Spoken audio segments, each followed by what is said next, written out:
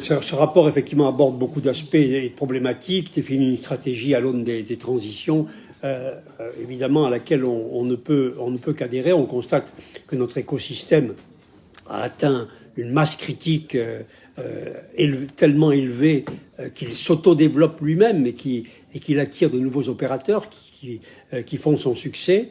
Moi, je pense que, comme l'a souligné à juste titre Olivier Sixt, il faut bien intégrer le paradigme du personnel et des talents qu'il nous faut attirer.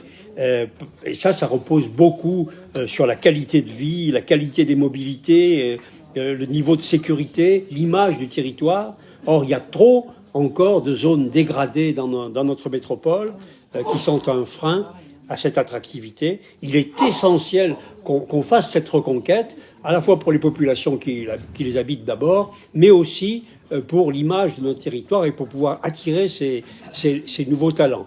Et puis, il y a, à mon avis, peut-être un aspect qu'on pourrait ajouter à ce qui est développé dans le rapport, c'est la question de la conquête.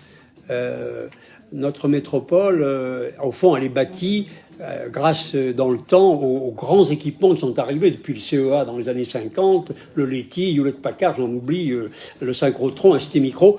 Chaque fois qu'il y a eu des grands équipements qui sont arrivés, des poids lourds, ça a créé des effets d'entraînement, créé des filières qui ont elles-mêmes des sous-filières, etc. Alors on peut imaginer que certaines de ces mastodontes sont en train de naître dans les start-up actuelles, mais on a besoin de locomotives, et locomotives d'ailleurs attirent elles-mêmes les talents et ça aide. Et donc, moi je suis persuadé qu'il y a des domaines européens qui vont peut-être intervenir et d'investissement. Je pense par exemple tout ce qui est le domaine de l'intelligence artificielle, tous ces secteurs-là. Il y en a déjà eu et on en a déjà bénéficié, un peu moins, me semble-t-il, que Toulouse, d'après ce que j'ai vu.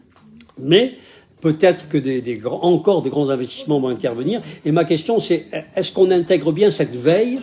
Parce que cette veille, elle est capitale.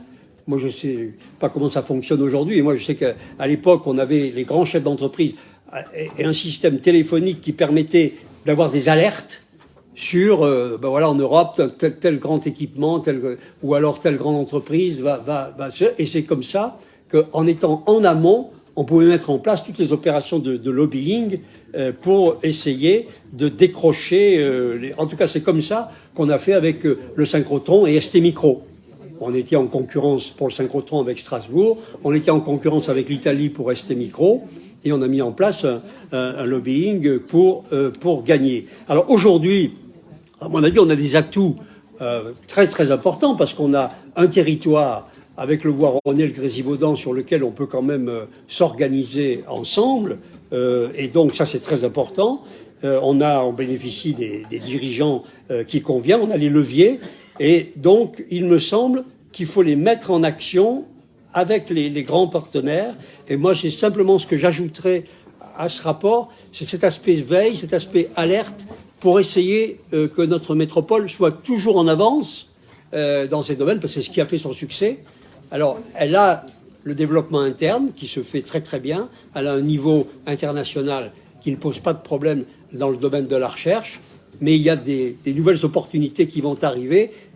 Sachons les anticiper, organisons-nous pour les saisir avec des systèmes de veille et nous bénéficions de tout ce qu'il faut pour pouvoir gagner à nouveau dans les années qui viennent.